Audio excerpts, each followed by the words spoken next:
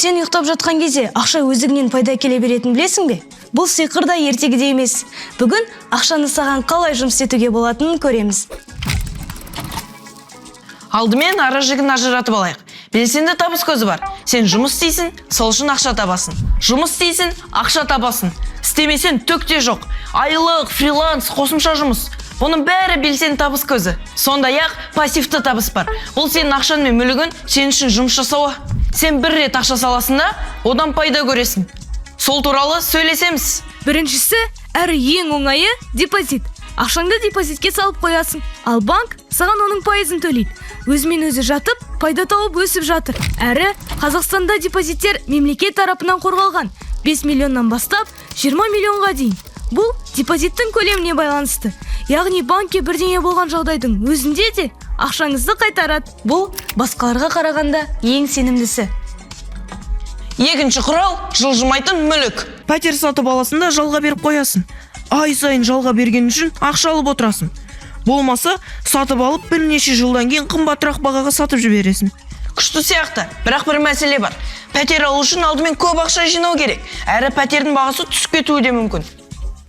Демек оңай, әрі тиімді ештеңе жоқ. Үшінші құрал бағалы қағаздар. Акция, облигация туралы естіп едің? Бұл сен бір компанияның кішкентай бір бөлігін сатып алдың деген сөз. Компания өссе, сенің ақшаң өсті деген сөз. Бірақ бұл қиындау. Сол үшін көп нәрсені біліп, сараптама жасап, нарықты бақылап отыру керек. Ақшадан айырылып қалу қаупі бар. Бұл білім алуға, білуге дайын адамдарға арналған. Ресми түрде биржаға 18 жастан бастап ақша салуға болады. Бірақ қазірден бастап зерттей беруге ешкім тыйым салмайды. Төртіншісі криптовалюта. Биткоин, эфир және тағы да басқа. Естіп пе едің? Әрине естідің. Бұл басқаларға қарағанда ең болжаусыз құрал. Бүгін 50% пайда алсаң, ертең 40% шығын болуы да мүмкін. Қадағалайтын нақты бір жүйе де жоқ. Әр елдің заңы басқа.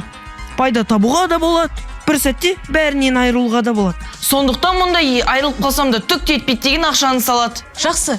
Қарапайым тілмен айтқанда, ұйқым тынышпен қосымшаны әр 5 минут сайын қараймын шкаласы бойынша есептеп көрейік. Депозит, Ұйқым тыныш, сенімді, белгілі, пайда аз. жылжымайтын мүлік, Ұйқым жақсы, бірақ анда-санда жөндеу жұмыстарымен тұратын адамдар туралы ойлаймын. акциялар, Жақсы ұйықтаймын, бірақ бір көзбен жаңалықтарды да қарап отырамын. крипто, Ұйқы туралы мүлде ұмыттым. қысқасы, пайда көбірек болса, соған қарай қауіп те көбірек. Бұл салымның басты ережесі. Қарапайым әрі сенімдіден бастаған абзал. Біліп, оқып, жай-жайдан алға жылжу керек. Ақша саған жұмыс істей алады. Бастысы, қалай жұмыс істейтінін білу маңызды.